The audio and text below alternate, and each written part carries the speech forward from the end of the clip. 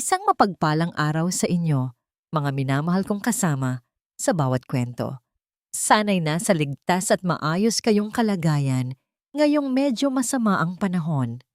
Ang malamig na hanging dala ng ulan ay tila isang paanyaya na muli.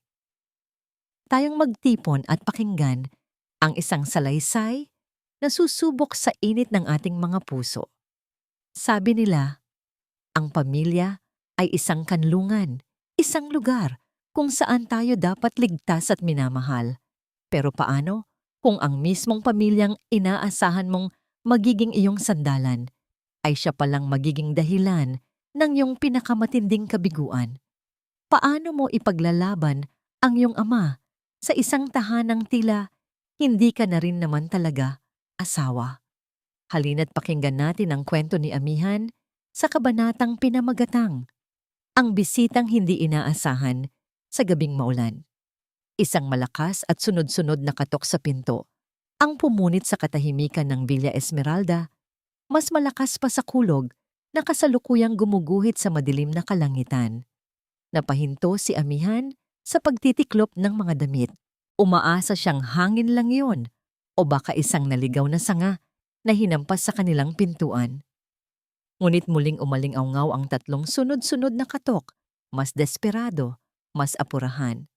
Sino naman kayang istorbo yan sa ganitong oras at panahon? Ang matinis na boses ng kanyang biyenan na si Dalisay ay nagmula sa sala. Hindi ito tanong, kundi isang reklamo. Palagi namang may reklamo si Dalisay. Bago pa man makasagot si Amihan, narinig na niya ang mga yabag nito patungo sa pinto. Sumunod na lang siya, habang ang kanyang asawang si Lino ay nanatiling nakaupo sa sofa. Ang mga mata ay nakapako sa telebisyon na parang walang naririnig. Pagbukas ni Dalisay ng pinto, isang malamig na hangin ang humampas sa loob, kasama ang ambon ng ulan. Sa labas, sa ilalim ng mahinang ilaw ng beranda, nakatayo ang isang lalaking payat, basa ang damit, at may bakas ng matinding pagod sa mukha. Ang puso ni Amihan ay tila piniga. Itay? Si Mang Silang, ang kanyang ama. Ang mga mata nito ay naghahanap sa kanya at nang magtama ang kanilang paningin, isang mapait na ngiti ang sumilay sa mga labi nito. Amihan, anak. Itay, ano pong ginagawa ninyo dito? Bakit basang-basa kayo? Mabilis na lumapit si Amihan, ngunit hinarang siya ng braso ni Dalisay. Teka muna, malamig na sabi ng biyenan niya. Ang mga matay sinusuri, si Mang Silang mula ulo hanggang paa na, para bang ito ay isang pulubi. Anong kailangan mo dito, Silang? Dalisay, magalang na bati ni Mang Silang. Pasensya na sa abala, kikamatay lang kasi ni Belen. Naisip ko lang na, kung pwede sanang makituloy muna kahit ilang araw lang dito sa anak ko, para lang may kasama. Ang bawat salita ng kanyang ama ay parang punyal na tumutusok sa dibdib ni Amihan. Ang balita ng pagpanaw ng kanyang madrasta, kasabay ng kaawa-awang kalagayan nito ngayon, ay nagpabigat sa kanyang paghinga. Ngunit si Dalisay ay walang bahid ng awa. Isang tawa na walang kagalakan ang kumawala sa kanya. Makituloy. Naku, Silang, hindi ito hotel. At lalong hindi ito evacuation center. May sarili kang bahay, di ba? Doon ka. Ma, tama na po yan. Pabulong na sabi ni Amihan. Puno ng pakiusap. Huwag kang makialam, Amihan. Singhal ni Dalisay. Hinarap niyang muli si Mang Silang. Ang bahay na ito ay para sa pamilya namin. At ikaw, isa ka lang namang tagalabas. Ang ama ng asawa ng anak ko. Hindi ka namin responsibilidad. Ma! Sa wakas ay tumayo si Lino. Ngunit ang kanyang boses ay walang lakas, walang kapangyarihan. Hindi na nakatiis si Amihan. Ang sakit, ang galit, ang kahihiyan para sa kanyang ama ay umapaw. Itinulak niya ang kamay ng kanyang biyenan. Ano po bang sinasabi ninyo? Ama ko po siya. Bakit ninyo siya ginaganyan? Dahil totoo ang sinasabi ko? Giit ni Dalisay. Marami na tayong gastusin dito, amihan. Hirap na nga sa negosyo ang asawa mo. Dadagdag pa itong ama mo? Tumingin si amihan kay Lino. Ang mga matay nagmamakaawa. Naghahanap ng kahit katiting na suporta ng pagtatanggol. Ngunit ang nakita lang niya ay isang lalaking nakatungo, hindi makatingin, ng diretso sa asawa o sa biyenan. Sa sandaling iyon, gumuho ang lahat ng natitirang respeto niya para dito. Bumalik ang tingin niya kay Mang Silang. Nakita niya ang luhang namumuo sa mga mata nito, pilit na pinipigilan. Nakita niya ang pagyanig ng mga balikat nito dahil sa lamig at sa kahihiyan. At doon, may pumutok sa loob ni amihan. Isang bagay na matagal na niyang kinimkim. Hindi, sabi niya. Ang kanyang boses ay kalmado, ngunit may bigat na ikinagulat maging ng sarili niya. Humarap siya kay Dalisay, ang mga matay nag-aapoy. Kung ang ama ko ay tagalabas sa bahay na ito. Huminga siya ng malalim. Kung walang lugar ang ama ko dito, wala na rin akong lugar dito. Isang nakabibinging katahimikan ang namayani. Ang mukha ni Dalisay ay nagulat, habang si Lino ay napatingala, hindi makapaniwala. Hindi na nag-aksaya ng panahon si amihan. Mabilis niyang kinuha ang payong na nakasabit sa gilid ng pinto. Lumabas siya sa ulan, nilapitan ang kanyang ama, at hinawakan ito sa nanginginig na braso. Itay, halika na po, sabi niya. Ang boses ay basag. Hahanap tayo ng ibang masisilungan. Hindi na niya nilingon pa ang mga taong naiwan sa loob ng magarbong bahay. Sa ilalim ng bumubuhos na ulan, magkahawak kamay na naglakad ang mag-ama palayo sa Villa Esmeralda. Habang papalayo, isang beses siyang lumingon. Ang mga ilaw sa bahay ay nagniningning, isang imahe ng init at karangyaan. Ngunit para sa kanya, wala nang mas lalamig pa sa lugar na yon. At sa pagpatak ng ulan sa kanyang pisngi, hindi na niya alam kung alin ang luha at kung alin ang tubig na mula sa langit. Sa ating huling pagsubaybay, nasaksihan natin ang tibay ng puso ni amihan nang piliin niyang talikuran ang marangyang tahanan para ipagtanggol ang dignidad ng kanyang ama. Sa gitna ng malakas na ulan, magkahawak kamay silang lumayo, dala ang bigat ng pagtataboy at sakit ng kalooban. Ngunit pagkatapos ng unos, saan nga ba sila dadalhin ng kanilang mga paa? At anong bagong pagsubok ang naghihintay sa kanya sa pagbabalik sa tahanang minsan niyang tinawag na kanya? Ating alamin sa pagpapatuloy ng kwento sa kabanatang pinamagatang Mga Unang Lamat. Ang tanging liwanag na gumagabay kina amihan at Mang Silang ay ang madilaw na ilaw mula sa mga pose sa kalsada. Bawat patak ng ulan na tumatama sa payong na hawak ni amihan ay tila dagdag na pabigat sa kanyang balikat. Sa wakas, pagkatapos ng ilang kanto, natanaw niya ang isang maliit na karatula. Silong Pensione House. Hindi ito magarbo, hindi ito malaki. Ngunit sa sandaling iyon, ang maliit na gusaling iyon ay parang isang kanlungan. Sa loob, sumalubong sa kanila ang amoy ng lumang kahoy at bagong lutong kape. Isang matandang babae ang nag-asikaso sa kanila at hindi nagtagal ay naihatid na sila sa isang simpleng kwarto na may 2 kama. Maliit ito, ngunit malinis at higit sa lahat, tuyo at mainit. Nang maiwan silang dalawa, doon na bumigay ang emosyon ni amihan. Napaupo siya sa gilid ng kama at humagulgol. Ang mga kamay ay nakatakip sa kanyang mukha. Naramdaman niya ang paglapit ni Mang Silang at ang marahan nitong paghaplos sa kanyang likod. Anak, tahan na. Mahinang sabi nito. Kasalanan ko po ito, Tay, sabi ni amihan sa gitna ng mga hikbi. Hindi ko po kayo na ipagtanggol agad. Hinayaan kong bastusin kayo ng ganoon sa sarili kong pamamahay. Umupo si Mang Silang sa tabi niya. Kinuha ang kanyang mga kamay. Ang balat nito'y magaspang at malamig pa rin, ngunit ang hawak nito'y puno ng kalinga. Wala kang kasalanan, amihan. Walang-wala. Giit nito. Ang ginawa mo kanina. Ang pag-alis mo kasama ako. Iyon na ang pinakamatapang na bagay na nakita kong ginawa ng anak ko. Huwag mong isipin na nagkulang ka. Ang mga salitang yon, sa halip na magpatahan sa kanya, ay lalo lang nagpaiyak kay amihan. Iyak ng pasasalamat, iyak ng sakit. Inabot nila ang ilang sandali sa ganoong estado, hanggang sa unti-unting kumalma ang kanyang kalooban. Kinumbinsin niyang magpahinga na ang kanyang ama. Nang makita niyang mahimbing na itong natutulog, pagod sa biyahe at sa mga nangyari, doon lang siya nagpasya na kailangan niyang bumalik. Kailangan niyang harapin si Lino. Kailangan niyang kunin ang kanyang mga gamit. Ang pagbalik sa Villa Esmeralda ay parang pagpasok sa teritoryo ng kaaway. Dahan-dahan niyang pinihit ang susi sa pinto. Ang sala ay madilim at tahimik na. Dumiretso siya sa kanilang kwarto. Naabutan niya si Lino na nakaupo sa kama, naghihintay.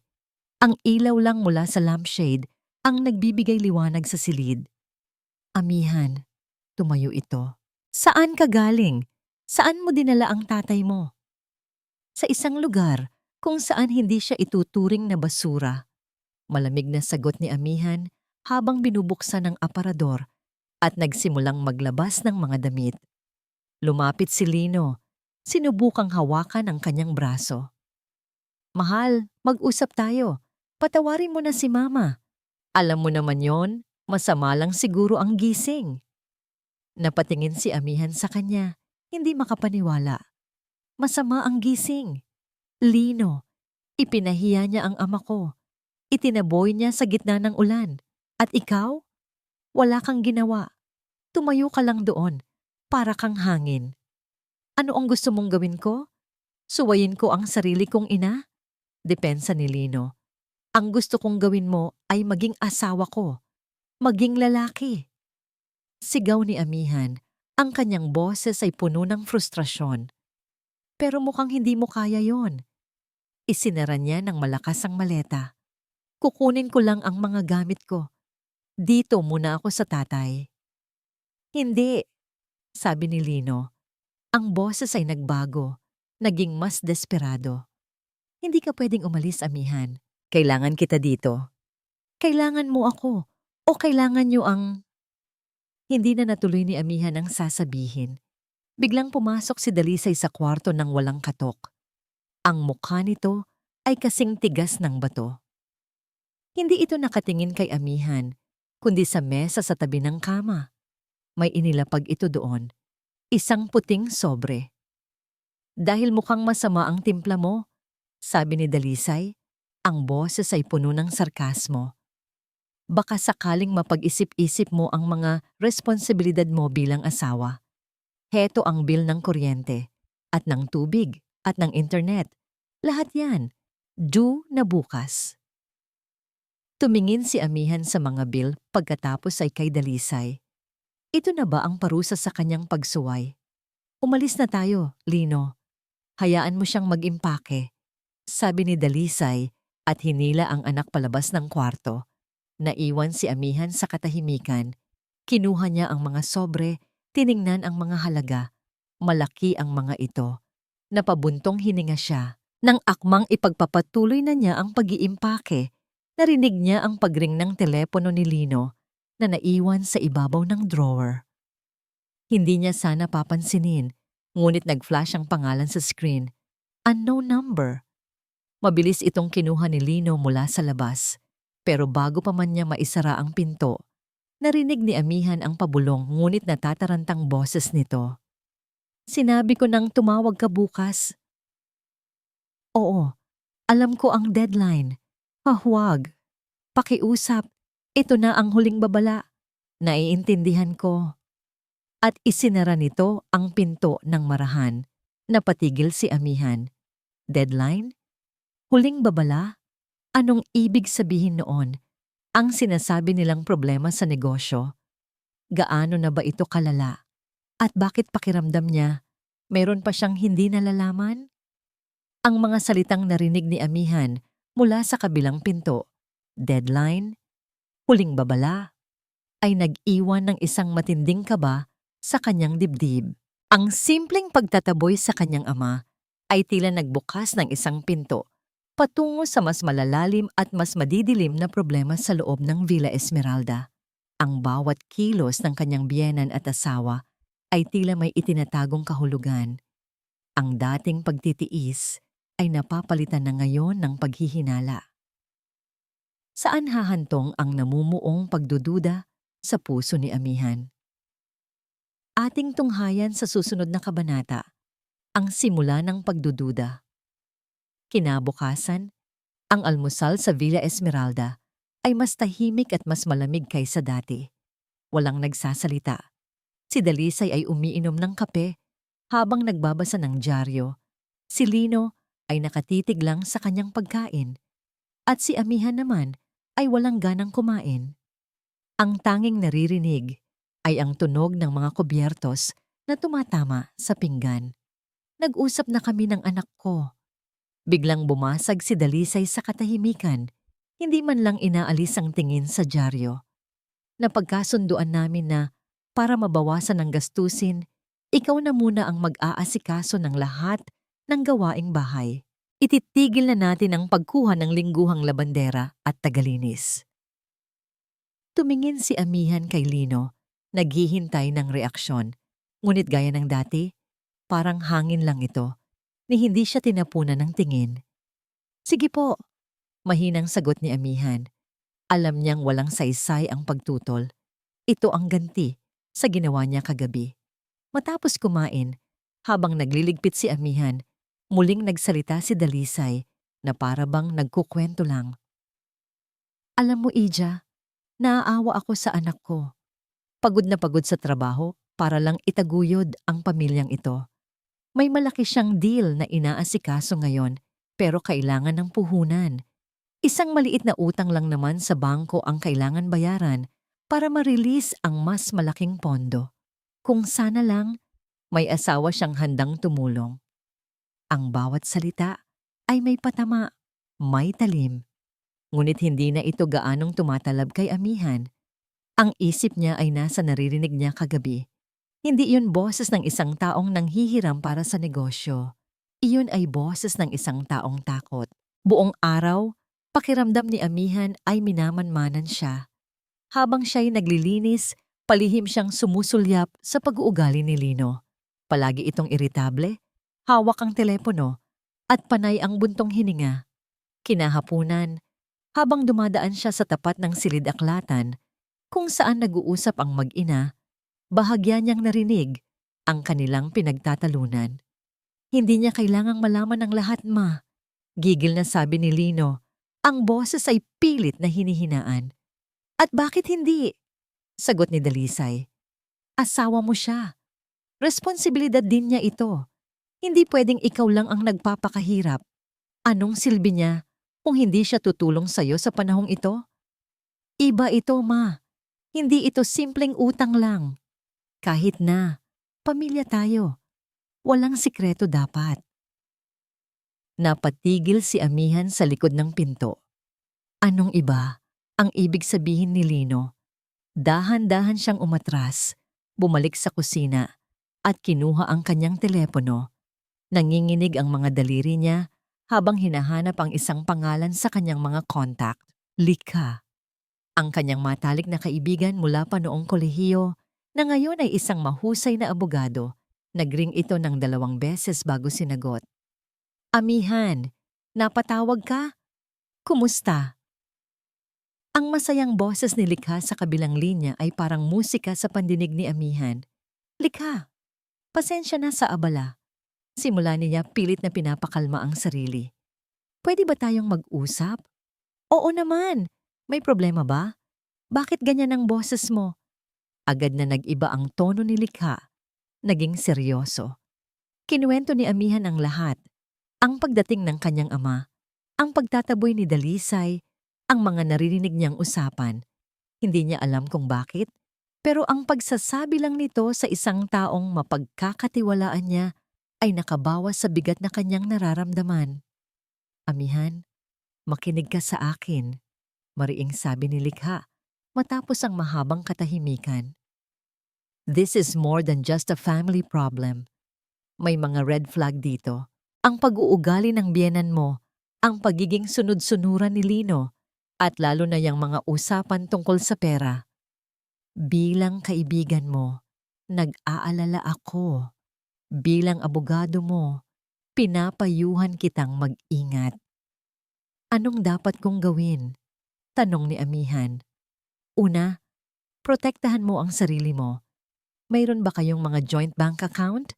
May mga ari-arian bang nakapangalan sa'yo o sa inyong dalawa? Napaisip si amihan. Mayroon kaming joint savings account. At yung lupa na bigay sa akin ni inay bago siya mamatay, nakapangalan lang sa akin. Good. That's very good. Sabi ni Likha. Huwag kang pipirma sa kahit anong dokumento, amihan. Kahit ano pa ang sabihin nila. At kung may pagkakataon ka, subukan mong alamin kung ano talaga ang pinagkakautangan ni Lino. Ang mga dokumento, hindi nagsisinungaling. Ang payo ni Likha ay nagbigay kay amihan ng isang maliit na sinag ng pag-asa at ng isang misyon.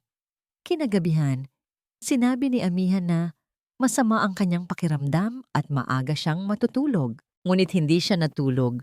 Hinintay niyang maging mahimbing ang tulog ni Lino. Hinintay niyang mamatay ang lahat ng ilaw sa bahay. Nang sigurado na siyang tahimik na ang lahat, dahan-dahan siyang bumangon. Ang kanyang target, ang maliit na home office ni Lino sa ibaba. Doon nito itinatago ang lahat ng mahahalagang papeles. Sa bawat hakbang niya sa hagdanan, sa bawat kaluskos ng sahig, tumitibok ng malakas ang kanyang puso. Ito ang unang beses na gagawa siya ng isang bagay na palihim sa kanyang asawa. Ngunit alam niyang kailangan niya ito. Pagpasok niya sa opisina, ang tanging liwanag niya ay ang flashlight mula sa kanyang telepono.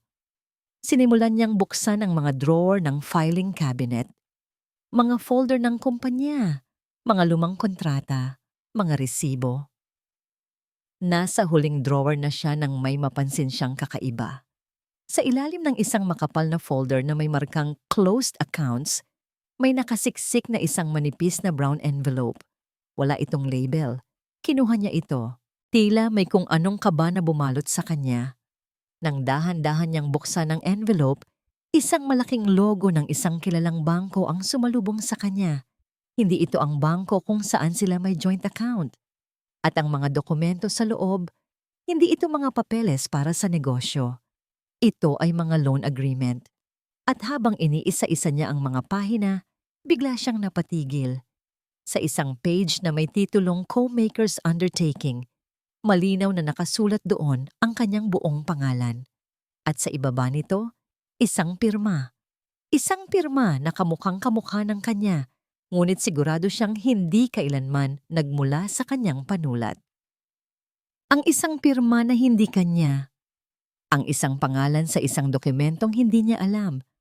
Sa isang iglap, ang lahat ng pagdududa ni amihan ay nagkatotoo sa paraang hindi niya kailanman inakala. Ang simpleng problema sa pera ay isa na ngayong malinaw na panloloko at pagkakanulo. Ang mga pader ng Villa Esmeralda ay tila nagsisimula nang gumuho sa kanyang harapan. Ano pa kayang madidilim na sikreto ang itinatago ng mga papel na ito? Sabay-sabay nating tuklasin sa kabanatang pinamagatang Ang Lihim ng Mga Papel. Ang hangin sa loob ng maliit na opisina ay tila biglang kumapal, humirap huminga. Nanginginig ang mga kamay ni amihan habang hawak ang dokumento. Tinitigan niya ang pirma, paulit-ulit. Mula sa bawat kurba, sa bawat guhit, ito ay isang perpektong imitasyon, isang gawa ng isang taong sanay na gayahin ang kanyang sulat kamay. Si Lino, ang pangalan ng kanyang asawa, ay umalingaw-ngaw sa kanyang isip na parang isang sumpa. Hindi niya matanggap, hindi niya kayang tanggapin.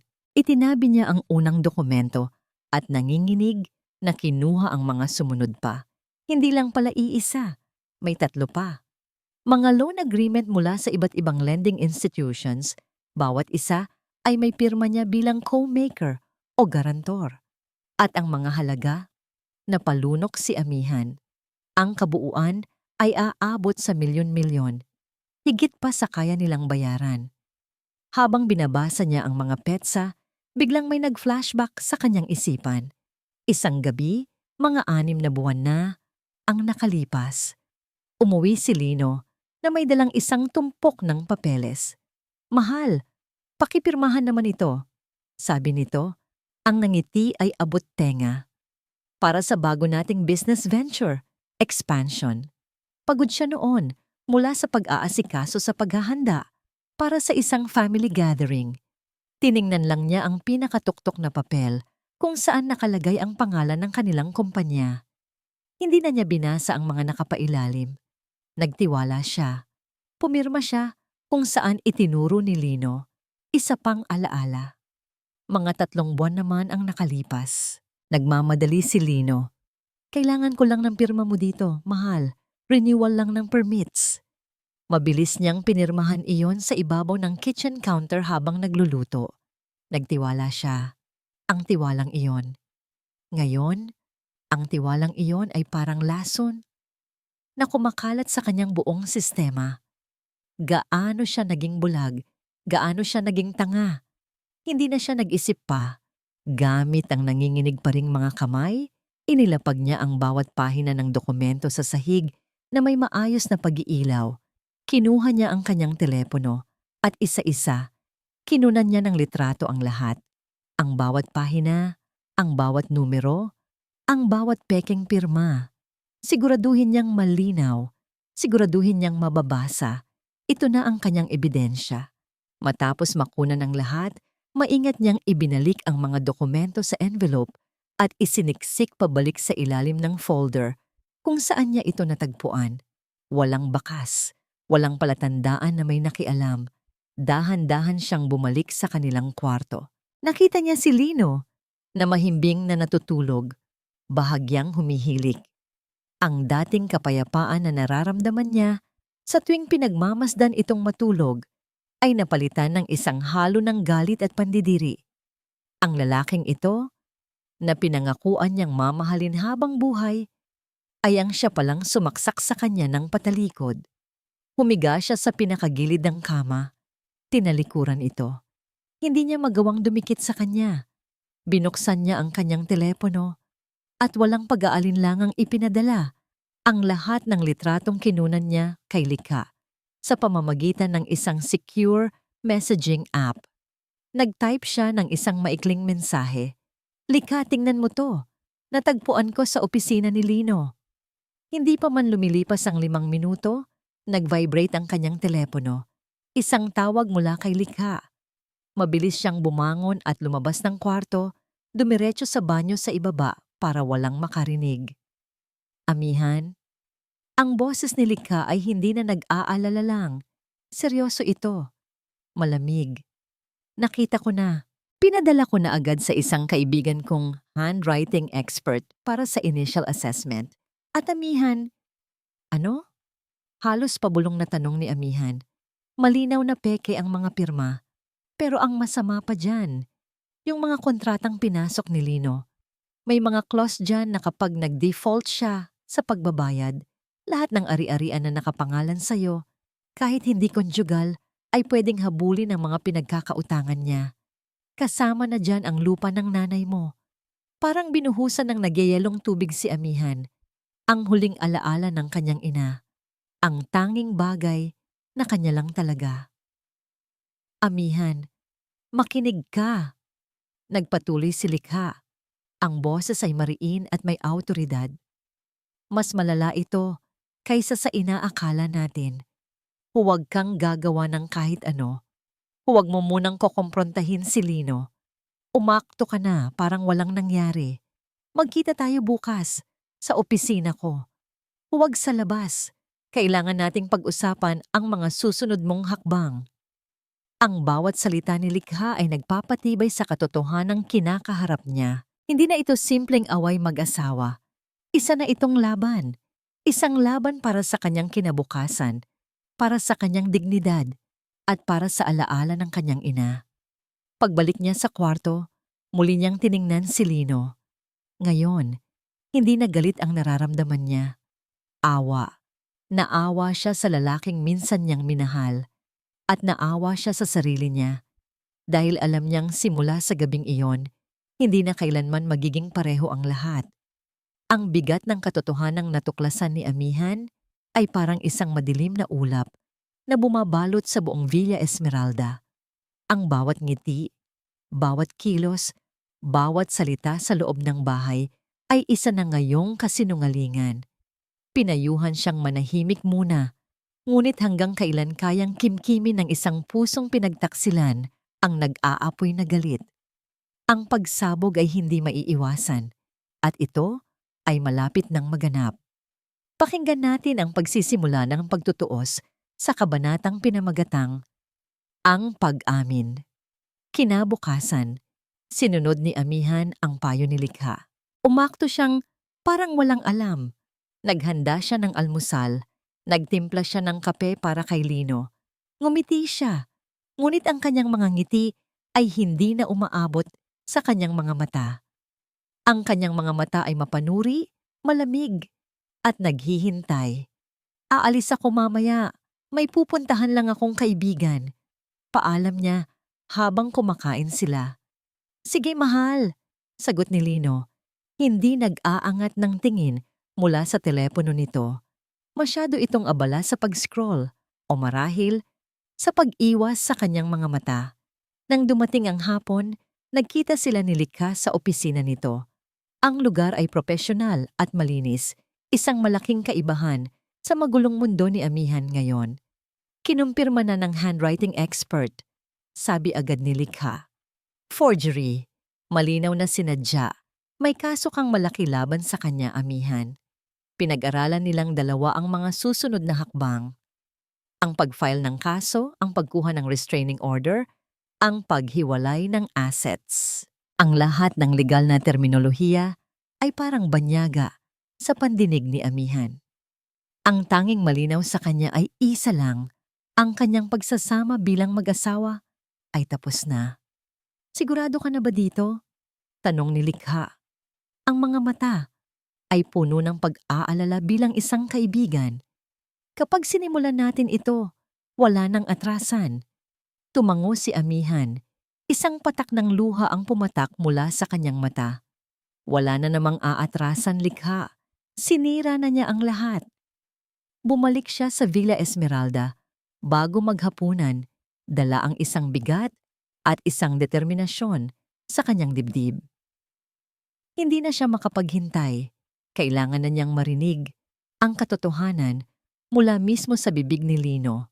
Naabutan niya itong mag-isa sa sala, nanonood ng balita. Pinatay niya ang telebisyon. Lino, kailangan nating mag-usap. Sabi niya, ang kanyang boses ay kalmado sa paraang nakakatakot. Napatingin si Lino, halatang nagulat sa kanyang tono. Tungkol saan? Hindi na nagsalita si Amihan. Inilabas niya ang kanyang telepono, binuksan ang gallery, at ipinakita sa kanya ang isa sa mga litrato, ang pekeng pirma sa ilalim ng kanyang pangalan. Ang mukha ni Lino ay biglang namutla. Ang kulay ay nawala sa kanyang mga pisngi na parang pinigaan. Sinubukan niyang magsalita, ngunit walang boses na lumabas. Ano ito, Lino? Tanong ni Amihan. Ipaliwanag mo sa akin. Sa saan mo nakuha yan? Nauutal na tanong nito. Ang mga matay hindi makatingin ng diretso. Hindi mahalaga kung saan ko nakuha. Ang mahalaga ay sagutin mo ako. Ikaw ba ang gumawa nito? Tumayo si Lino. Naglakad-lakad. Hindi mapakali. Amihan, hindi mo naiintindihan. Ginawa ko lang yon dahil kailangan. Para sa negosyo. Para sa atin. Para sa atin? Isang mapait na tawa ang kumawala kay Amihan. Nagsinungaling ka sa akin. Nagnakaw ka sa akin. Ginamit mo ang pangalan ko sa isang bagay na sisira sa ating dalawa. Paanong naging para sa atin yon? Malulutas ko rin ito. Kailangan ko lang ng kaunting panahon. Panahon? Gaano karaming milyon ang kailangan mong bayaran, Lino? At kailan mo balak sabihin sa akin? Kapag nandito na ang mga bangko para kunin ang bahay, para kunin ang lupa ni inay? Sa pagbanggit ng lupa, biglang napaluhod si Lino sa harap ni amihan. Hinawakan nito ang kanyang mga kamay. Ang mga luha ay nagsimula nang mamuo sa kanyang mga mata. Patawarin mo ako, amihan. Mahal, patawarin mo ako. Pagmamakaawa nito. Natakot ako. Hindi ko alam ang gagawin ko. Ayokong mag-alala ka. Ayokong isipin mong bigo ako.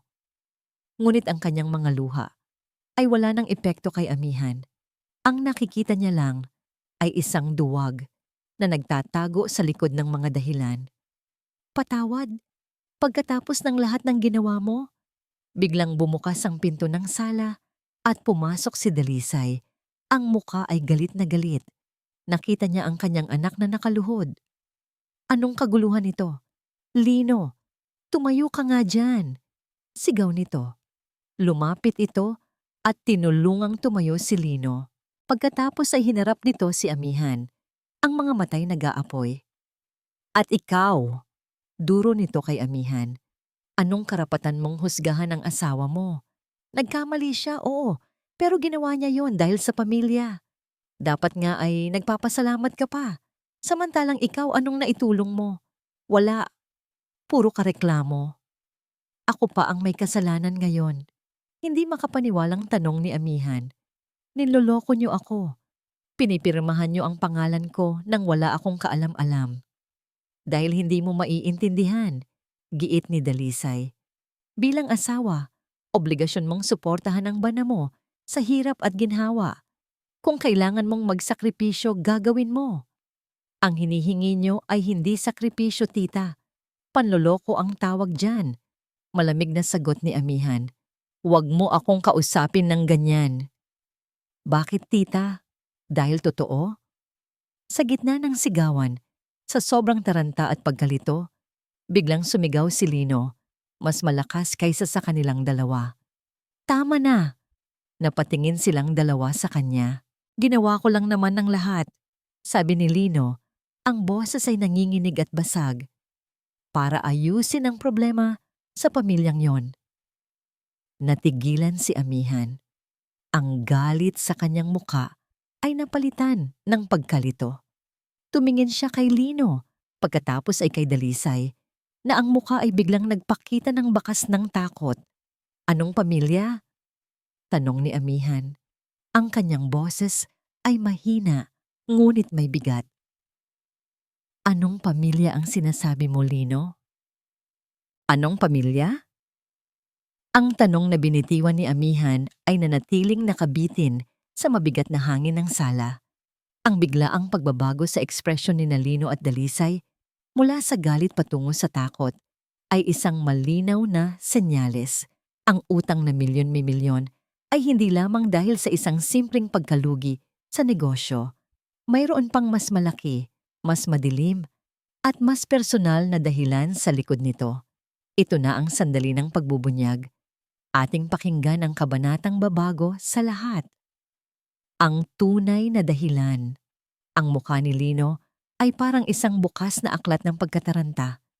Tumingin siya sa kanyang ina, naghahanap ng tulong, ngunit maging si Dalisay ay hindi malaman ang sasabihin. Ang kanyang karaniwang tikas at tapang ay biglang naglaho, napalitan ng isang bagay na mukhang pagkakasala. Wala. Pilit nang ngumiti si Lino. Wala yon, mahal. Nadala lang ako ng emosyon. Ang ibig kong sabihin, pamilya. Pamilya natin. Para sa pamilya natin. Ngunit hindi na naniwala si amihan. Ang kanyang mga mata ay hindi bumibitiw sa kanila. Nakita niya ang pagsisinungaling. Naramdaman niya ito. Lino, sabihin mo sa akin ang totoo. Maring sabi ni amihan, anong pamilya? Hindi na niya hinintay ang sagot. Tinalikuran niya ang mag-inang natigilan. Kinuha ang kanyang bag at mabilis na lumabas ng bahay. Habang naglalakad siya palayo, kinuha niya ang telepono at tinawagan si Likha. Likha, may bago, sabi niya agad pagkasagot ng kaibigan. May nabanggit si Lino. Yung problema raw sa isang pamilya at base sa reaksyon nila, hindi ito basta-basta. Anong pamilya? May pangalan ba siyang binanggit? Tanong ni Likha. Wala.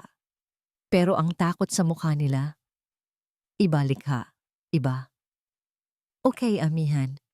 Sige, bigyan mo ako ng kaunting oras. May mga kontak ako. Susubukan kong maghalongkat. May ideya ka ba kung kailan nagsimula ang malaking pagkakautang? Napaisip si amihan. Mga 1 taon na siguro ang nakalipas.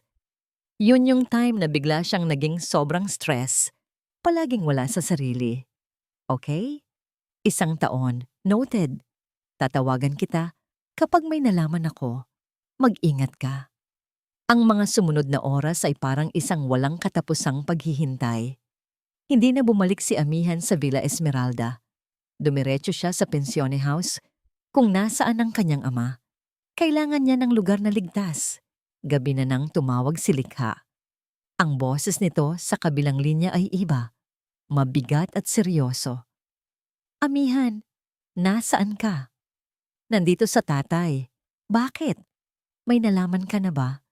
Isang mahabang buntong hininga ang narinig ni amihan. Mayroon. At sana mali na lang ako. Amihan, naaalala mo ba yung kotse nyo? Yung sedan. Bakit nyo ipinagawa yon last year? Kumunot ang noo ni amihan.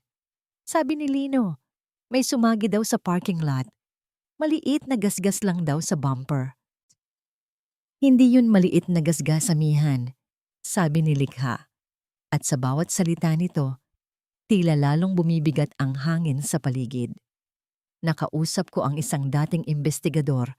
May na-access siyang police blotter. 1 taon na ang nakalipas sa may highway malapit sa inyo. Ang kotse ni Lino, nakabangga ng isang motorsiklo. Napatakip ng bibig si amihan. Ang driver ng motorsiklo ay anak ng isang lokal na politiko. Nabalian ito ng buto. Nagkaroon ng ilang komplikasyon. It was a potential career-ending injury para sa bata na isang varsity athlete. Diyos ko, walang kasong isinampa, patuloy ni Likha. Dahil nagkaroon ng aregluhan, isang malaking halaga ang ibinayad ni Lino at ng nanay niya para manahimik ang pamilya ng politiko para hindi masira ang pangalan nila at para hindi makulong si Lino. Biglang nagliwanag ang lahat sa isip ni amihan. Ang mga pirma, ang mga utang, ang kasinungalingan. Hindi ito utang sa negosyo. Ito ay bayad pinsala. Pera para pagtakpan ang isang krimen. Kaya pala, bulong ni amihan sa sarili. Kaya pala ganoon na lang ang takot nila. Naalala niya ang mga gabing hindi makatulog si Lino. Ang biglaang pagiging relihiyoso ni Dalisay. Ang mga pabulong nilang pag-uusap. Ang lahat ng piraso ng palaisipan ay biglang nagkabit-kabit, bumubuo ng isang larawan ng matinding panlilinlang. Ginamit nila siya. Ginamit nila ang kanyang pagtitiwala at ang kanyang pangalan para pagtakpan ng isang kasalanang si Lino ang may gawa. Ang pinakamasakit pa, ang biyenan niyang si Dalisay, ang taong dapat sana ay pangalawang ina niya, ay ang utak sa likod ng lahat ng ito. Amihan, nandyan ka pa ba? Tanong ni Likha. Hindi agad nakasagot si amihan. Tumingin siya sa bintana, sa madilim na kalangitan. Ang galit na naramdaman niya kanina ay wala na. Ang sakit ay wala na rin. Ang nararamdaman niya ngayon ay isang bagay na mas malalim, isang bagay na mas malamig, isang matinding kalinawan. Natapos na ang kanyang pagiging bulag. Natapos na ang kanyang pagiging biktima. Ang babaeng umiiyak kagabi dahil sa pagtataboy sa kanyang ama ay iba na sa babaeng nakikipag-usap ngayon sa telepono. Oo, Likha. Nandito pa ako. Sagot niya. Ang kanyang boses ay matatag at walang bahid ng panginginig. Ngayon, alam ko na ang lahat. At alam ko na rin kung ano ang dapat kong gawin. Ibinaling niya ang tingin sa salamin na nasa kanyang harapan. Ang babaeng nakatingin pabalik ay may mga matang pagod. Ngunit sa likod ng pagod na yon, mayroong isang apoy na nagsisimula ng magliyab. Isang apoy na hindi na nila kailanman mapapatay. Ang katotohanan ay parang isang matalim na salamin na sumusugat sa lahat ng kasinungalingang bumalot sa buhay ni Amihan. Hindi na ito simpleng utang. Ito ay pagtatakip sa isang kasalanan. Hindi na ito simpleng panloloko. Ito ay isang kalkuladong manipulasyon. Ngayong armado na siya ng katotohanan, babalik siya sa Villa Esmeralda, hindi bilang isang asawang nagtatanong, kundi bilang isang hukom na handang ilabas ang kanyang hatol. Ngunit anong kasuklam-suklam na alok ang ihahain sa kanya ng mga taong wala nang itatago? Ating pakinggan ang kanilang huling pagtatangka sa kabanatang pinamagatang, ang ultimatum. Kinabukasan, bumalik si Amihan sa Villa Esmeralda. Ang bawat hakbang niya papasok sa pinto ay may bigat, may layunin. Hindi na siya ang Amihan na yumuyuko, ang Amihan na umiiwas sa gulo. Naabutan niya si Nelino at Dalisay sa sala, naghihintay. Ang kanilang mga muka ay balisa, halatang hindi nakatulog. "Saan ka natulog?" tanong agad ni Lino. Hindi pinansin ni Amihan ang tanong. Dumiretso siya sa gitna ng sala. Hinarap silang dalawa. Isang aksidente sa highway, isang motorsiklo, ang anak ng isang politiko.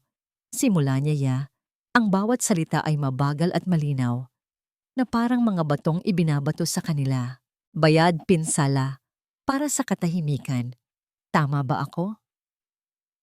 Ang reaksyon sa mga mukha ni Lino at Dalisay ay sapat ng kumpirmasyon.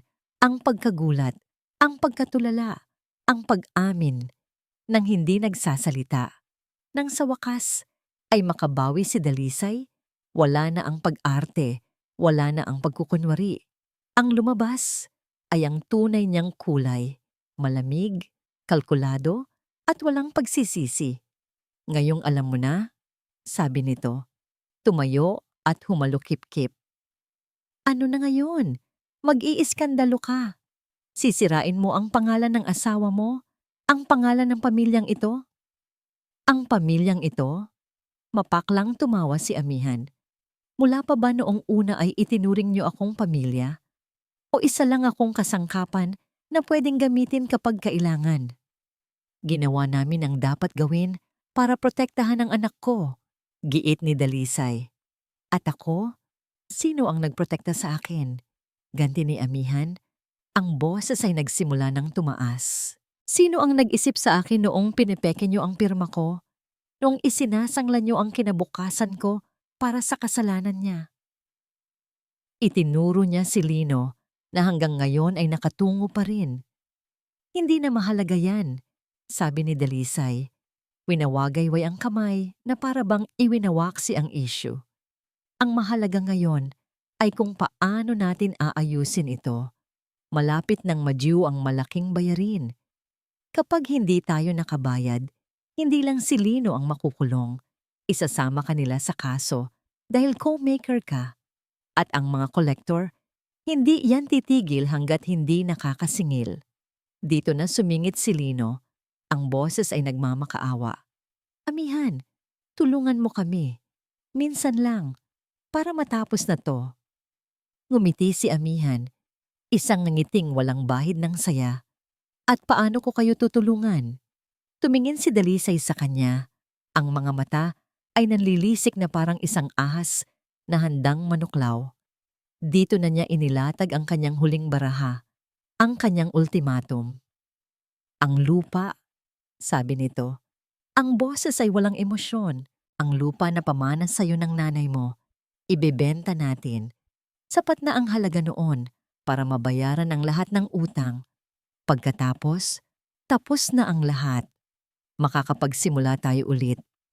Malinis. Napatitig si Amihan sa kanya. Hindi makapaniwala sa kanyang narinig. Ang huling alaala ng kanyang ina. Ang sagradong piraso ng lupang pinaghirapan nito, iyon ang solusyon nila. "Hindi," mariing sagot ni Amihan. "Hindi kailanman. Kung ganoon, isipin mo kung ano ang mas mahalaga sa'yo." Nagbanta si Dalisay. Ang kanyang boses ay bumaba. Naging mas mapanganib. "Ang isang pirasong lupa o ang kapakanan ng ama mo?" Natigilan si Amihan. "Anong ibig mong sabihin?"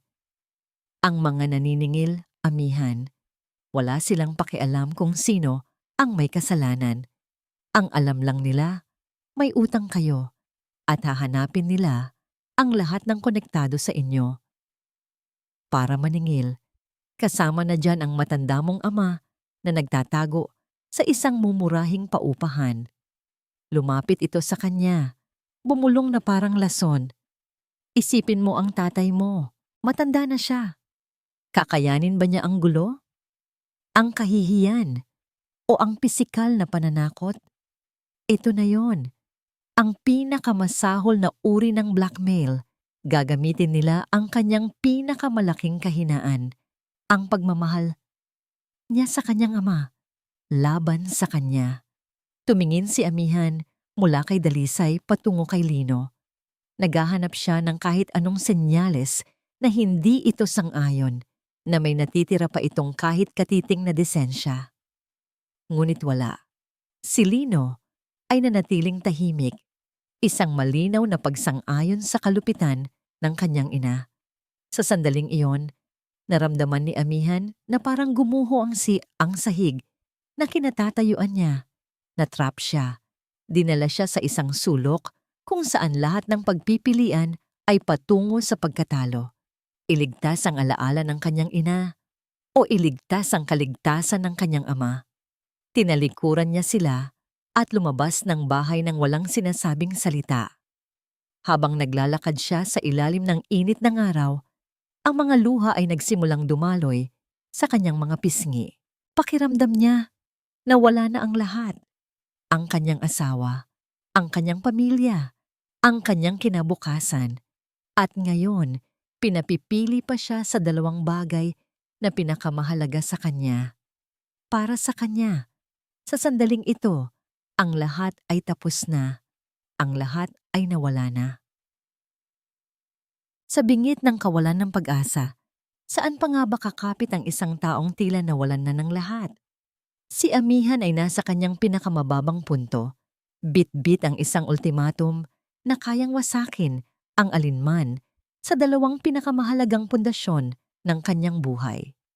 Ngunit minsan, sa gitna ng pinakamatinding unos, doon natin natatagpuan ang lakas mula sa mga taong hindi natin inaasahan. Ang payo na magmumula sa nakaraan ay siyang magiging ilaw niya para sa hinaharap. Ating pakinggan ang kabanatang magbibigay ng pag-asa. Ang payo ng isang ama. Ang bigat sa dibdib ni amihan ay tila isang malaking bato habang tinatahak niya ang daan pabalik sa pensyone house. Ang bawat hakbang ay isang pakikibaka. Pumasok siya sa kwarto ng kanyang ama na parang isang sundalong sugatan mula sa digmaan. Naabutan niya si Mang Silang na nag-aalaga ng isang maliit na halaman sa paso malapit sa bintana. Ang simpleng gawain na iyon, ang payapang eksenang iyon, ay isang matinding sampal sa magulo niyang mundo. Amihan, anak, anong nangyari? Tanong agad ni Mang Silang nang makita ang namumugto at naluluhang mga mata ng anak. Doon na bumuhos ang lahat. Walang preno, walang pigil. Isinalaysay ni amihan ang bawat detalye. Ang aksidente, ang pagtatakip, ang mga pekeng pirma, at ang huli, ang pinakamasakit sa lahat, ang ultimatum. Pinapipili po nila ako, Tay, sabi ni amihan sa gitna ng kanyang pag-iyak. Ang boses ay basag. Ang lupa ni inay o ang kapakanan ninyo. Hindi ko po alam ang gagawin ko. Kung ibibigay ko ang lupa, parang tinalikuran ko na rin si inay. Pero kung hindi, baka kung ano pong gawin nila sa inyo. Inaasahan ni amihan na mag-aalala ang kanyang ama, matataranta o magagalit. Ngunit taliwas sa kanyang inaasahan na natili itong kalmado. Kinuha nito ang kanyang mga kamay, hinawakan ng mahigpit, at tinitigan siya ng may pagmamahal at pag-unawa. Anak, maupo ka. Mahinahong sabi nito. Umupo sila sa gilid ng kama. Hindi muna nagsalita si Mang Silang. Hinayaan muna nitong humupa ang yak ng anak. Nang medyo kumalma na si amihan, doon lang ito nagsimulang magkwento. Alam mo ba, panimula nito, Noong nabubuhay pa ang nanay mo, mayroon kaming maliit na tindahan sa Baryo Mapayapa. Isang araw, nasunog ang palengke. Kasamang natupok ang tindahan natin. Lahat ng ipon namin, lahat ng paninda, naging abo. Tumingin si Amihan sa kanyang ama, nagtataka kung saan patungo ang kwento. Umiyak ako noon, pagpapatuloy ni Mang Silang. Sabi ko, Belen, paano na tayo? Paano na ang pangarap natin? Alam mo kung anong ginawa ng nanay mo? Umiling si Amihan. Hinila niya ako patayo. Pinunasan niya ang luha ko. At sinabi niya sa akin, Silang, ang tindahan, maitatayo ulit yan. Ang pera, kikitain ulit. Pero ang lakas ng loob at ang dignidad natin, kapag nawala yan, mahirap nang ibalik. At kinabukasan, nagtayo kami ng maliit na mesa sa harap ng nasunog na pwesto at nagsimulang magbenta ng kape mula sa wala. Tumingin si Mang Silang sa mga mata ni Amihan. Ang kanyang sariling mga mata ay may namumuong luha, ngunit ito ay luha ng pagmamalaki. Ang lupang iyon, Amihan, ay simbolo ng pagmamahal at pagsisikap ng nanay mo. Pero ang tunay na pamana niya sa iyo ay hindi ang lupa. Ang tunay na pamana niya ay ang kanyang katapangan, ang kakayahang tumayo at lumaban para sa tama. Hinaplos nito ang pisngi ni Amihan. Huwag kang mag-alala sa akin. Matanda na ako, oo, pero hindi ako marupok. Hindi ako papayag na gamitin nila ako para takutin ka. Ang lupa, nabibili yan, anak. Ang pera, mahahanap. Pero ang dignidad, hindi. Ang dignidad mo at ang dignidad ko, hindi natin yan ipagbibili sa kahit anong halaga. Ang mga salita ng kanyang ama ay parang isang mainit na kumot na bumalot sa nanlalamig niyang puso. Biglang nawala ang takot. Biglang nawala ang pag-aalinlangan. Ang bigat sa kanyang dibdib ay napalitan ng isang kakaibang gaan. Nakita niya ang katotohanan sa mga sinabi nito. Ang laban na ito ay hindi na tungkol sa pera o sa lupa. Ito ay tungkol sa kung sino siya at kung ano ang kaya niyang panindigan. Ang pagbebenta ng lupa ay hindi solusyon. Isa lang itong pagpapaliban sa problema at pagyurak sa sariling prinsipyo. Niyakap niya ang kanyang ama ng mahigpit. Ang mga luhang pumapatak ngayon ay hindi na dahil sa desperasyon. Ito ay luha ng pasasalamat at ng bagong tuklas na lakas. Salamat po, Itay. Salamat po. Paulit-ulit niyang sabi. Nang bumitaw siya sa pagkakayakap, ang kanyang mga mata ay hindi na puno ng kalituhan. Mayroon ng direksyon, mayroon ng desisyon. Kinuha niya ang kanyang telepono, ang kanyang mga kamay ay hindi na nanginginig. Hinanap niya ang numero ni Likha at tinawagan ito.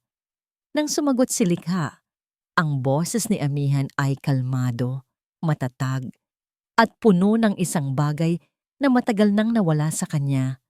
Determinasyon. Likha, alam ko na ang gagawin ko. Huminto siya sandali. Huminga ng malalim. Ihanda mo ang mga papeles. Lahat ng papeles. Divorce, annulment, forgery. Lahat. Lalaban tayo.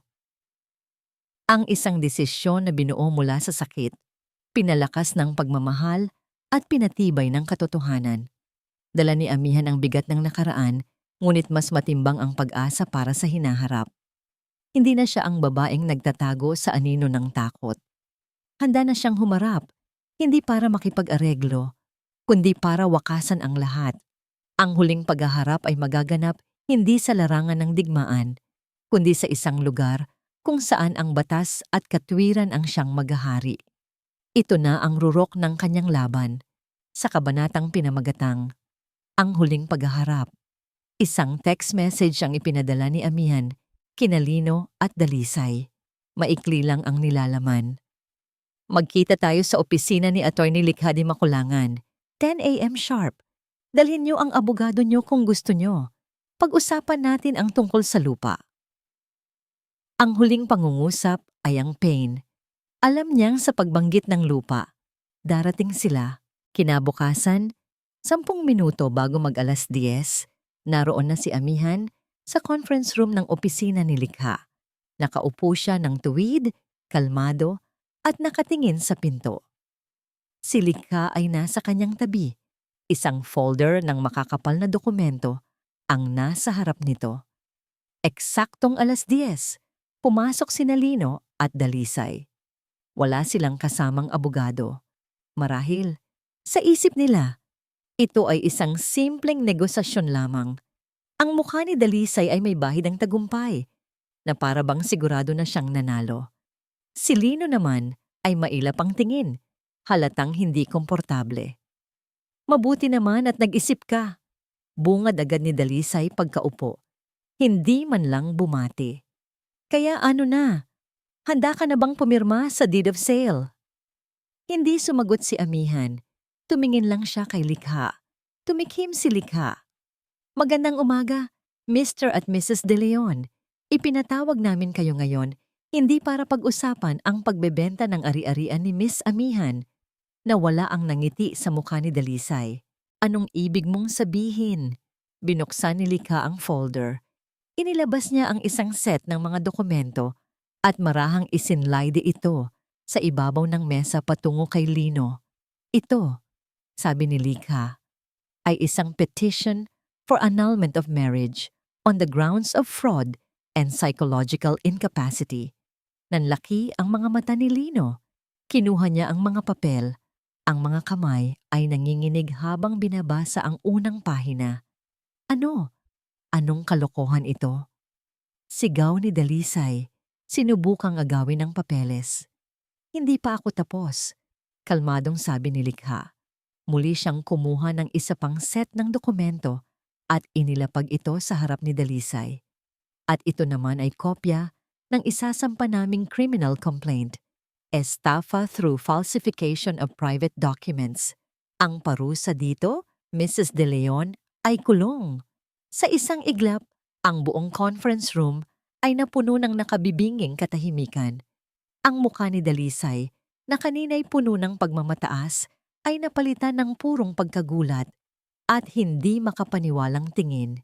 Tumingin siya mula sa mga papel patungo kay Amihan.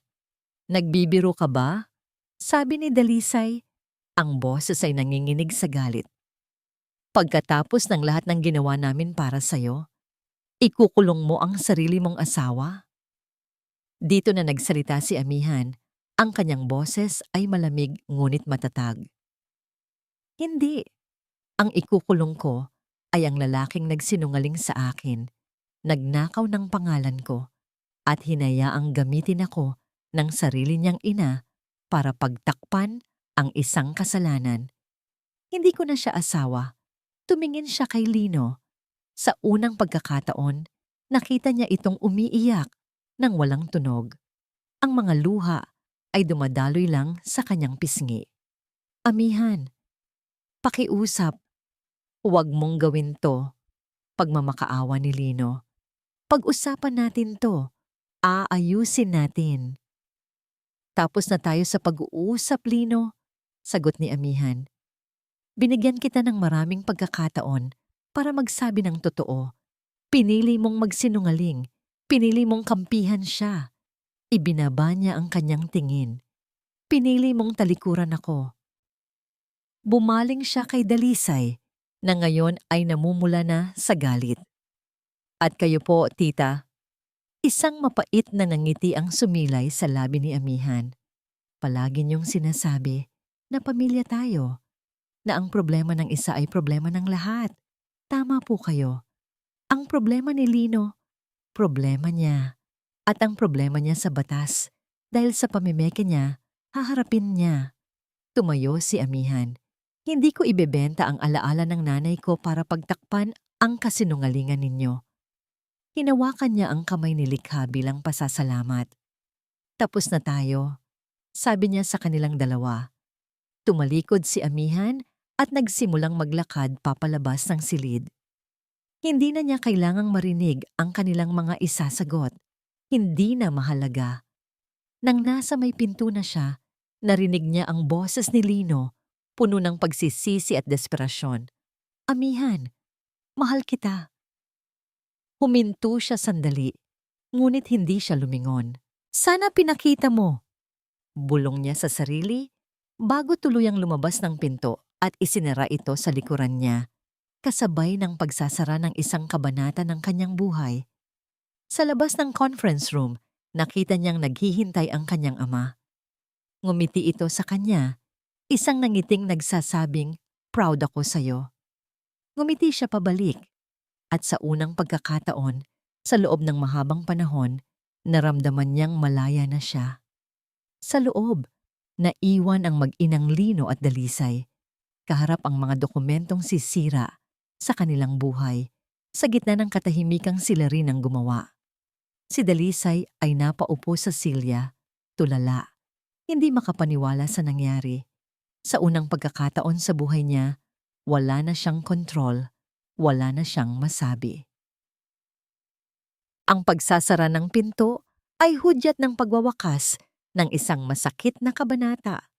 Ngunit ang bawat pagtatapos ay siya ring simula ng isang panibago. Ang landas sa unahan ay hindi madali. Puno ito ng mga alaala na kailangang hilumin at mga pangarap na kailangang buuin muli. Ngunit ngayon, si Amihan ay hindi na naglalakad ng mag-isa. Kasama niya ang kanyang ama at ang lakas na nagmula sa pagpapalaya sa sarili. Ating saksihan ang kanyang muling pagbangon sa kabanatang pinamagatang pagbangon mula sa guho. Lumipas ang ilang buwan. Ang ingay ng legal na laban ay unti-unting napalitan ng isang mapayapang katahimikan. Gaya ng inaasahan, sinubukan ni Lino at Dalisay na lumaban sa simula. Ngunit sa harap ng matibay na ebidensya ng pamimeke at ng testimonya mula sa pamilya ng politikong sangkot sa aksidente, wala silang nagawa. Para maiwasan ang mas malaking iskandalo at ang tiyak na pagkakakulong, napilitan si Lino na akuin ang lahat ng pagkakautang at pumayag sa isang mabilis at tahimik na annulment. Ang Villa Esmeralda ay na-foreclose ng bangko. Ang balita ng kanilang pagbagsak ay naging usap-usapan. Ngunit para kay Amihan, ito ay ingay na lamang sa malayo. Hindi niya hiniling ang kanilang kapahamakan, tanging katarungan lamang, at nang ibigay iyon ng batas, ipinagpatuloy na niya ang kanyang buhay. Ang unang hakbang ay ang pinakamahirap, ang pagbebenta ng isang maliit na bahagi ng lupa na pamana ng kanyang ina. Ngunit ngayon, ang desisyon ay hindi na nagmula sa takot, kundi sa praktikalidad. Kailangan nila ng panimula. Ibinenta niya ito sa tamang halaga sa isang pamilyang nangakong aalagaan ito. Gamit ang napagbentahan, bumili sila ni Mang Silang ng isang maliit na bahay sa isang tahimik na subdivision malapit sa probinsya. Hindi ito kasing laki ng Villa Esmeralda, ngunit ang bawat sulok nito ay puno ng init at katahimikan. Walang nag-aaway, walang nagsisigawan, walang kasinungalingan. Isang hapon, habang nag-aayos sila ng mga gamit, nakita ni Amihan ang isang lumang litrato.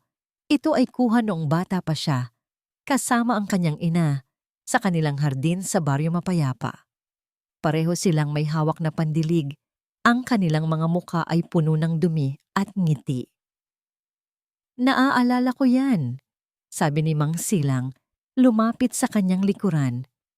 "Paboritong lugar ng nanay mo ang hardin," sabi niya. Sa pag-aalaga raw ng halaman, natututunan niyang ang paglago ay nangangailangan ng pasensya at pagmamahal. Isang ideya ang biglang pumasok sa isip ni Amihan. Isang ideya na tila nag-uugnay sa kanyang nakaraan at sa kanyang hinaharap. Kinabukasan, sinimulan nilang linisin ang bakanting lote sa likod ng kanilang bagong bahay. Tinuruan siya ni Mang Silang kung paano magbungkal ng lupa, kung paano pumili ng mga buto, kung paano alagaan ang mga bagong sibol na halaman. Sa bawat halamang kanilang itinatanim, pakiramdam ni Amihan ay may isang bahagi ng kanyang sarili na muling nabubuo. Ang paghuhukay sa lupa ay parang paghuhukay sa mga sakit ng nakaraan. Ang pagdidilig sa mga halaman ay parang pag-aaruga sa sarili niyang puso. Isang araw, dinalaw sila ni Likha. Bitbit nito ang isang bote ng wine at ang pinakahihintay na balita. "It's final," sabi nito, habang nakaupo sila sa kanilang maliit na beranda. "Annulled na ang kasal nyo. Malaya ka na, amihan." Tumingin si amihan sa malayo, sa mga luntiang halaman na nagsisimula ng yumabong sa kanilang bakuran. Inangat niya ang kanyang baso. "Para sa kalayaan," sabi niya. "Para sa kalayaan," sagot ni Likha. Hindi ito naging madali. May mga gabi kung kailan napapanaginipan pa rin niya ang mga sigawan at ang pakiramdam ng pagkakanulo. May mga araw kung kailan nararamdaman pa rin niya ang kirot. Ngunit ngayon, alam na niya kung saan huhugot ng lakas. Titingnan lang niya ang kanyang ama na masayang nag-aalaga ng mga orkidya o ang mga kamay niyang may bahid ng lupa, at maaalala niya na kaya niyang magpatuloy. Isang umaga, habang nagdidilig, may ibinigay si Mang Silang kay amihan. Isang maliit na supot ng buto. "Ano po ito, tay?" "Iyan ang buto ng ilang-ilang," sagot nito. "Maliit sa simula, matagal lumaki. Pero kapag namulaklak, ang bango niya ay umaabot kahit sa malayo, at ang tibay niya ay di kayang lagpasan ang kahit anong bagyo." Kinuha ni amihan ang mga buto. Pinagmasdan niya ito sa kanyang palad. "Panahon na," sabi ng kanyang ama. "Panahon ng magtanim muli." Tumango si amihan. Isang tunay na ngiti ang sumilay sa kanyang mga labi. Alam niyang hindi lang buto ng halaman ang tinutukoy ng kanyang ama. Ito ay ang buto ng isang panibagong buhay. Isang buhay na siya na mismo ang mag-aalaga at magpapalago. Eka, ang bawat butong itinanim ng may pag-asa ay tiyak na mamumunga. Pagkatapos ng unos, pagkatapos ng paghilom, darating ang isang umaga kung saan ang sikat ng araw ay magniningning at ang hangin ay magiging mas dalisay. Ang pagbangon mula sa guho ay hindi lamang pagbabalik sa dati, kundi pagbuo ng isang bagay na mas matatag, mas makulay, at mas makabuluhan. Ating tunghayan ang naging bunga ng lahat ng paghihirap at katatagan ni amihan sa huling kabanata. Hardin ng Pag-asa. 1 taon ang lumipas. Sa dating bakanteng lote sa likod ng bahay ni na amihan at Mang Silang ay nakatayo ngayon ang isang lugar na puno ng buhay. Isang maliit na karatula na gawa sa kahoy ang nakasabit sa pasukan. May nakaukit na mga salita. "Amihan's Garden." Hindi lang ito isang hardin. Ito ay isang maliit na plant nursery at isang coffee shop. Ang mga mesa at upuan na gawa sa kawayan ay nakakalat sa ilalim ng mayayabong na puno. Ang paligid ay napupuno ng iba't ibang uri ng halaman, mga namumulaklak na rosas, mga makukulay na gumamela, at mga nakabibighaning orkidya na alaga ni Mang Silang. Ang hangin ay puno ng halimuyak ng mga bulaklak at ng bagong timplang kape. "Ate amihan, paano po ba alagaan itong succulents?" Tanong ng isang batang customer. Hawak ang isang maliit na paso. Lumuhod si amihan para maging kapantay ng bata. Isang mainit na ngiti ang nasa kanyang mga labi. "Simple lang, iho. Kailangan lang nila ng sikat ng araw at konting-konting tubig lang. Parang tao, hindi kailangang laging binubuhusan ng sobra. Ang kailangan lang ay tamang kalinga." Ang amihan nakaharap ng bata ngayon ay malayong malayo na, sa babaeng puno ng takot at pag-aalinlangan noon. Ang kanyang mga mata ay nagniningning. Ang kanyang mga tawa ay malaya at totoo. Ang kanyang mga kamay, na dating nakakuyom lang sa galit, ngayon ay abala sa pag-aalaga at paglikha ng kagandahan. Naging sikat ang Amihan's Garden sa kanilang lugar. Naging isang kanlungan ito para sa mga taong gustong takasan ng ingay ng syudad. Isang lugar para magkape, magbasa, o simpleng magmuni-muni. "Mukhang pagod ka na, anak," sabi ni Mang Silang. Inabutan siya ng isang baso ng malamig na tubig. Pagod na masaya, Tay. Sagot ni amihan, pinunasan ang pawis sa kanyang noo. Umupo sila sa isa sa mga bakanting mesa, pinagmamasdan ng mga taong masayang naglalakad sa kanilang hardin. Isang pamilyar na boses ang tumawag sa kanya. Mukhang kailangan ko nang magpa-reserve para lang makita ang kaibigan ko, ah. Si Likha, nakangiti mula sa pasukan. Nagyakapan silang dalawa. Kumusta ka na? Tanong ni amihan. Eto, busy pa rin sa mga kaso ng mga taong pinaiyak ng pag-ibig. Biro ni Likha. Pero masaya ako na ang isa sa mga kliyente ko hindi na kailangan ng abogado, kundi ng extra large na cappuccino. Nagtawanan sila. Habang umiinom ng kape, napatingin si Likha sa paligid. Alam mo, sa lahat ng kasong hinawakan ko, ang sayo ang paborito ko. Dahil nakita ko mismo kung paano ka lumaban at kung paano ka namulaklak ulit. Napangiti si amihan. Tumingin siya sa isang matayog na puno sa gitna ng hardin, ang puno ng ilang-ilang. Ang mga butong ibinigay ng kanyang ama, 1 taon na ang nakalipas ay isa na ngayong puno na may maliliit na buko, handa nang mamukadkad anumang oras. Hindi naging madali, pag-amin ni amihan. Pero natutunan ko na ang tunay na kaligayahan pala, hindi nakukuha sa ibang tao. Hindi nakasalalay sa isang apelyido o sa isang magarbong bahay. Nahahanap pala ito sa loob mismo natin. Sa kakayahan nating tumayo pagkatapos madapa at sa pagpiling alagaan ang sarili nating hardin. Ang huling sinag ng papalubog na araw ay tumama sa kanyang mukha. Nagbibigay dito ng isang ginintuang liwanag. Hinawakan niya ang kamay ng kanyang ama. Sa kabilang banda ng mundo, marahil ay pinagdurusahan pa rin ni Nalino at Dalisay ang mga pagkakamaling kanilang ginawa. Ngunit hindi na yon mahalaga kay amihan. Hindi na siya nagtatanim ng galit. Ang tanging itinatanim na lang niya ngayon ay mga bulaklak. Huminga siya ng malalim, nilanghap ang sariwang hangin na puno ng bango at pag-asa. Sa wakas, pagkatapos ng lahat, nahanap na niya ang kanyang kapayapaan. Nahanap na niya ang kanyang tahanan. Hindi sa isang villa na gawa sa bato, kundi sa isang hardin na binuo mula sa pagmamahal, katatagan, at panibagong pag-asa. At dito po nagtatapos ang ating kwento. Ang kwento ni amihan sa kanyang hardin ng pag-asa. Ang kwentong ito ay nagpapaalala sa atin na ang pag-aasawa ay hindi ang katapusan o ang kabuuan ng pagkatao ng isang babae. Ang tunay na lakas ay hindi nasusukat sa pagtitiis sa isang mapang-abusong relasyon, kundi sa tapang na piliin ang sarili, ipagtanggol ang dignidad at muling buuin ang buhay mula sa mga guho. Ang pagpapatawad sa sarili at ang pagyakap sa panibagong simula. Gaano man ito kahirap, ang siyang tunay na susi sa isang payapa at masayang buhay. Maraming salamat po sa inyong walang sawang pagsubaybay at pakikinig. Naway may napulot kayong aral at inspirasyon sa kwento ni amihan. Ano po ang masasabi ninyo sa kanyang naging desisyon? At anong uri naman ng kwento ang gusto ninyong marinig sa susunod? I-comment nyo lang po sa ibaba. At lagi po naming binabasa ang inyong mga suhestiyon. Hindi dito nagtatapos ang ating paglalakbay.